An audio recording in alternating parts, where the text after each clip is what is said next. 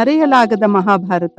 ನಿರೂಪಣೆ doctor S ರೇಖಾರೆಡ್ಡಿ. ಹಿಂದಿನ ಸಂಚಿಕೆಯಲ್ಲಿ ವಿರಾಟ ತನ್ನ ಮತ್ತೊಬ್ಬ ಮಗ ಶಂಖನನ್ನು ಕಳೆದುಕೊಂಡದ್ದನ್ನ ಮತ್ತು ಭೀಷ್ಮ ತನ್ನ ವಾಗ್ದಾನವನ್ನು ಪುನರುಚ್ಚರಿಸಿ ಅದಕ್ಕೆ ತಾನು ಬದ್ಧನಾಗಿರುತ್ತೇನೆ ಎಂದು ದುರ್ಯೋಧನನಿಗೆ ಖಚಿತಪಡಿಸಿದ್ದನ್ನ ಕೇಳಿದೆವು. ಇಂದು 8ನೆಯ ದಿನದ ಯುದ್ಧದ ಬಗ್ಗೆ ತಿಳಿಯೋಣ. ಭೀಷ್ಮ ಹಿಂದಿನ ದಿನ ದುರ್ಯೋಧನನಿಗೆ ತಾನು ಕೊಟ್ಟ ಮಾತನ್ನು ಸಾಬೀತುಪಡಿಸಲೆಂಬಂತೆ ಪಾಂಡವರ ಸೈನ್ಯವನ್ನು ಧ್ವಂಸ ಮಾಡುತ್ತಾ ರುದ್ರ ತಾಂಡವವನ್ನು ಮಾಡತೊಡಗಿದ. ಅದೇ ರೀತಿ ಪಾಂಡವ ಸೈನ್ಯದಲ್ಲಿ ಭೀಮ ಕೌರವ ಸೈನ್ಯವನ್ನು ನಿರ್ದಾಕ್ಷಿಣ್ಯವಾಗಿ ಕೊಲ್ಲುತ್ತಿದ್ದ. ಈ ದಿನ ತನ್ನನ್ನು ಎದುರಿಸಿದ ದುರ್ಯೋಧನನ 8 ಮಂದಿ ಸಹೋದರರನ್ನು ಆಹುತಿ ತೆಗೆದುಕೊಂಡು ಭೀಮ ರಣರಂಗದಲ್ಲಿ ಹುಚ್ಚನಂತೆ ನರ್ತಿಸುತ್ತಿದ್ದ.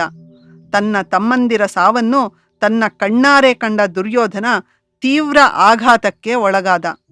ತಡೆಯಲಾಗದ ದುಃಖದಿಂದ ಭೀಷ್ಮನ ಬಳಿಗೆ ಬಂದು, ತಾತ ಕೇಳಿದೆಯಾ, ನನ್ನ ಮತ್ತೂ 8 ಮಂದಿ ತಮ್ಮಂದಿರನ್ನು ಭೀಮ ಕೊಂದು ಹಾಕಿದ್ದಾನೆ. ದಯವಿಟ್ಟು ಏನಾದರೂ ಮಾಡಿ ಅವನನ್ನು ನಿರ್ನಾಮಗೊಳಿಸಿ ಎಂದ. ಭೀಷ್ಮ ತಾನು ಮಾಡುತ್ತಿದ್ದ ಕೆಲಸವನ್ನು ಒಂದು ಕ್ಷಣ ನಿಲ್ಲಿಸಿ, ದುರ್ಯೋಧನ, ನಾನು ಹೇಳಿದ್ದನ್ನೇ ಎಷ್ಟು ಸಲ ಮತ್ತೆ ಮತ್ತೆ ಹೇಳಲಿ?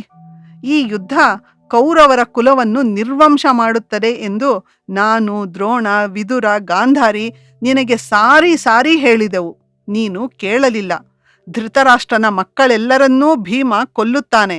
ಅವನನ್ನು ತಡೆಯಲು ಯಾರಿಂದಲೂ ಸಾಧ್ಯವಿಲ್ಲ. ಈಗ ದುಃಖ ಪಡುವುದರಿಂದ ಏನೂ ಪ್ರಯೋಜನವಿಲ್ಲ.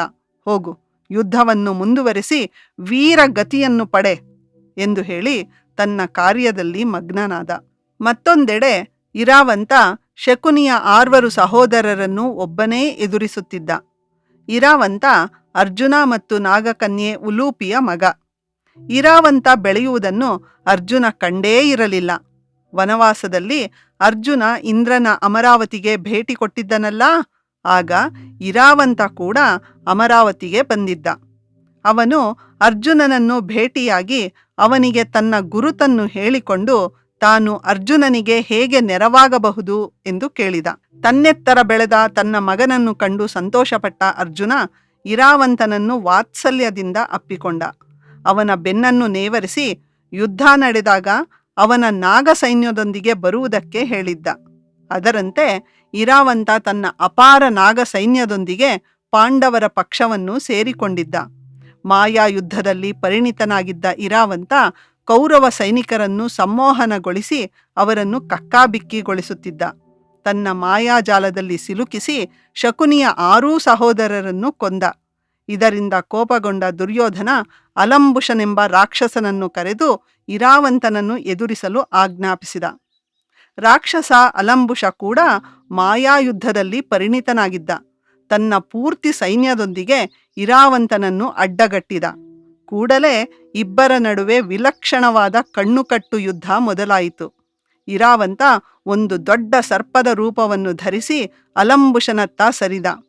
ಇರಾವಂತನ ಸೈನ್ಯ ಅವನ ರಕ್ಷಣೆಗೆ ನಿಂತಿತು. ಅಲಂಬುಷನೇನೂ ಕಡಿಮೆ ಇರಲಿಲ್ಲ. ರಾಕ್ಷಸ ಗಾತ್ರದ ಹದ್ದಿನ ರೂಪ ಧರಿಸಿ ನಾಗಾ ಸೈನ್ಯವನ್ನು ಹಿಮ್ಮೆಟ್ಟಿಸಿದ. ಅಲಂಬುಷ ತನ್ನ ಮಂತ್ರಶಕ್ತಿಯಿಂದ ಇರಾವಂತನ ಸುತ್ತೂ ಮಂಜಿನ ಮಸುಕನ್ನು ಉಂಟುಮಾಡಿದ.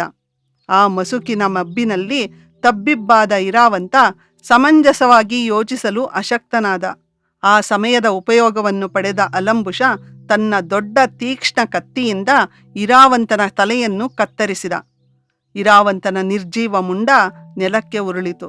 ತಕ್ಷಣ ಅವನ ಸುತ್ತ ಇದ್ದ ಮಂಜು ಕರಗಿತು. ಇರಾವಂತನ ಸಾವಿನ ಸುದ್ದಿಯನ್ನು ತಿಳಿದ ಘಟೋತ್ಕಚ ರುದ್ರನಾದ. ಕೋಪದಿಂದ ಈ ಕೌರವ ಸೇನೆಯನ್ನು ಈ ದಿನವೇ ನಿರ್ನಾಮ ಮಾಡುತ್ತೇನೆ ಎಂದು ದೈತ್ಯಾಕಾರವನ್ನು ತಾಳಿ ಆಕಾಶದೆತ್ತರಕ್ಕೂ ಬೆಳೆದ. ಅವನು ಎಷ್ಟು ಎತ್ತರ ಇದ್ದನೆಂದರೆ ಬೇರೆಲ್ಲರೂ ಅವನ ಕಾಲಿನ ಹೆಬ್ಬೆರಳಷ್ಟು ಮಾತ್ರ ಇದ್ದರು. ಘಟೋತ್ಕಚ ತನ್ನ ಬೃಹದಾಕಾರದ ಕಾಲುಗಳಿಂದ ಕೌರವ ಸೈನಿಕರನ್ನು ತುಳಿದೇ ಕೊಂದು ಹಾಕಿದ. ಅವರು ಬಿಟ್ಟ ಬಾಣಗಳು ಭಲ್ಲೆಗಳು ಅವನಿಗೆ ತಾಗಲೇ ಇಲ್ಲ. ತನ್ನ ಬೃಹತ್ ಗದೆಯಿಂದ ಸಾವಿರಾರು ಸೈನಿಕರನ್ನು ಇರುವೆಗಳನ್ನು ಹೊಸಕಿ ಹಾಕುವ ಹಾಗೆ ಹೊಸಕಿ ಹಾಕಿದ. ಘಟೋತ್ಕಚನನ್ನು ಹೇಗಾದರೂ ತಡೆಯಬೇಕೆಂದು ದುರ್ಯೋಧನ ಘಟೋತ್ಕಚನ ಎದುರು ಬಂದ. ಅವನನ್ನು ವಂಗರಾಜ ತನ್ನ 10,000 ಆನೆಗಳಿಂದ ಜೊತೆಗೂಡಿದ. ವಂಗರಾಜನ ಬೃಹದಾಕಾರದ ಆನೆಯನ್ನು ಕೊಂದ ಘಟೋತ್ಕಚ ದುರ್ಯೋಧನನ ಮೇಲೆ ಬಾಣಗಳ ಮಳೆಯನ್ನೇ ಸುರಿಸಿದ. ಇದನ್ನು ಗಮನಿಸಿದ ದ್ರೋಣ ದುರ್ಯೋಧನನ ಸಹಾಯಕ್ಕೆ ಧಾವಿಸಿದ. ದ್ರೋಣ ಶಕ್ತಿಶಾಲಿ ಬಾಣಗಳನ್ನು ಘಟೋತ್ಕಚನ ಮೇಲೆ ಪ್ರಯೋಗಿಸಿದ. ಅವು ಅವನಿಗೆ ಬರೀ ಚುಚ್ಚಿಕೊಂಡವು ಅಷ್ಟೆ. ಘಟೋತ್ಕಚ ದ್ರೋಣನ ರಥವನ್ನು ಛಿದ್ರ ಛಿದ್ರ ಮಾಡಿ ಅವನ ಬಿಲ್ಲನ್ನು ಮುರಿದು ಹಾಕಿದ. ಇದರಿಂದ ದ್ರೋಣ ಹಿಂದಕ್ಕೆ ಸರಿಯಬೇಕಾಯಿತು. ತನ್ನ ತಂದೆಗೆ ಆದ ಗತಿಯನ್ನು ನೋಡಿದ ಅಶ್ವತ್ಥಾಮ ಪ್ರತೀಕಾರವೆಂಬಂತೆ ಘಟೋತ್ಕಚನ ಮುಂದೆ ಬಂದ. ಅವನೂ ತಂದೆಯಂತೆಯೇ ಬಲಶಾಲಿ. ದ್ರೋಣ ತನ್ನ ಎಲ್ಲಾ ಅಸ್ತ್ರಗಳನ್ನು ಅಶ್ವತ್ಥಾಮನಿಗೆ ಧಾರೆ ಎರೆದಿದ್ದ. ಅವನ ಬಾಣಗಳಿಂದ ಘಟೋತ್ಕಚ ಹಿಮ್ಮೆಟ್ಟುವಂತಾಯಿತು. ಆದರೆ ಘಟೋತ್ಕಚ ಪಟ್ಟು ಬಿಡದೆ ಮಾಯಾಯುದ್ಧವನ್ನು ಪ್ರಾರಂಭಿಸಿದ. ಸೈನಿಕರಿಗೆ ಭ್ರಮೆಯನ್ನುಂಟು ಮಾಡಿದ. ಕೌರವ ನಾಯಕರಾದ ದುರ್ಯೋಧನ, ದುಶ್ಯಾಸನ, ದ್ರೋಣ, ಶಕುನಿ, ಶಲ್ಯ ಎಲ್ಲರೂ ರಕ್ತದ ಮಡುವಿನಲ್ಲಿ ಸತ್ತು ಬಿದ್ದಂತೆ ಸೈನಿಕರಿಗೆ ಭ್ರಮೆಯಾಯಿತು. ವ್ಯಾಕುಲಗೊಂಡ ಸೈನಿಕರು ಏನು ಮಾಡಲೂ ತೋರದೆ ರಣರಂಗದಿಂದ ಓಡತೊಡಗಿದರು. ಓಡುತ್ತಿದ್ದ ಸೈನಿಕರನ್ನು ಭೀಷ್ಮ ತಡೆದ. ಸೈನಿಕರೇ, ಓಡಬೇಡಿ, ನಿಲ್ಲಿ, ಇದು ಕೇವಲ ಭ್ರಮೆ. ನೋಡಿ, ದುರ್ಯೋಧನ, ದುಶ್ಯಾಸನ, ದ್ರೋಣ, ಶಕುನಿ, ಶಲ್ಯ ಎಲ್ಲರೂ ಜೀವಂತವಾಗಿದ್ದಾರೆ. ಸೈನಿಕರು ಮತ್ತೆ ಉತ್ಸಾಹದಿಂದ ಯುದ್ಧಭೂಮಿಗೆ ಹಿಂತಿರುಗಿ ಬಂದು ಹೋರಾಡತೊಡಗಿದರು. ದುರ್ಯೋಧನ ಭೀಷ್ಮನ ಬಳಿ ಬಂದು, ತಾತ, ಘಟೋತ್ಕಚನನ್ನು ಏನಾದರೂ ಮಾಡಿ ತಡೆಯಬೇಕು. ಇಲ್ಲದಿದ್ದರೆ ಈ ದಿನವೇ ನಾವು ಸೋತು ಹೋಗುತ್ತೇವೆ. ನೋಡಿ, ನನ್ನನ್ನೂ ಸಹ ಸೋಲಿಸಿದ್ದಾನೆ ಎಂದ. ಭೀಷ್ಮ, ದುರ್ಯೋಧನ, ನೀನು ರಾಜರೊಂದಿಗೆ ಮಾತ್ರ ಹೋರಾಡಬೇಕು.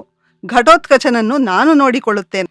ಹೋಗು, ನೀನು ಯುಧಿಷ್ಠಿರ ಅಥವಾ ಅವನ ಯಾರಾದರೂ ತಮ್ಮಂದಿರೊಂದಿಗೆ ಯುದ್ಧ ಮಾಡು ಎಂದು ಅವನನ್ನು ಕಳಿಸಿ ಭಗದತ್ತನನ್ನು ಬರಹೇಳಿದ. ಭಗದತ್ತನೊಬ್ಬನೇ ಘಟೋತ್ಕಚನನ್ನು ತಡೆಯಬಲ್ಲವನಾಗಿದ್ದ. ಅವನಿಗೆ ಆ ಕೆಲಸವನ್ನು ಒಪ್ಪಿಸಿ ತನ್ನ ಪಾಂಡವ ಸೈನಿಕರನ್ನು ಕೊಲ್ಲುವ ಕೆಲಸವನ್ನು ಮುಂದುವರೆಸಿದ. ಅರ್ಜುನ ತನ್ನ ಮಗ ಇರಾವಂತನ ಸಾವಿನಿಂದ ನೊಂದು ರೋಷದಿಂದ ಕೌರವ ಸೇನೆಯನ್ನು ಸಂಹರಿಸುತ್ತಿದ್ದ. ಭೀಮ ಮತ್ತೆ ದುರ್ಯೋಧನನ 7 ಮಂದಿ ತಮ್ಮಂದಿರನ್ನು ಕೊಂದ. ಅಷ್ಟರಲ್ಲಿ ವಾದ್ಯಗಳು ಮೊಳಗಿ ದಿನದ ಅಂತ್ಯವನ್ನು ಸಾರಿದವು. ಮುಂದಿನ ಸಂಚಿಕೆಯಲ್ಲಿ ಪಾಂಡವರು ಭೀಷ್ಮನನ್ನು ಭೇಟಿಯಾಗಿ ಅವನನ್ನು ಗೆಲ್ಲುವ ಬಗೆಯನ್ನು ಕೇಳಿದ್ದನ್ನು ನೋಡೋಣ.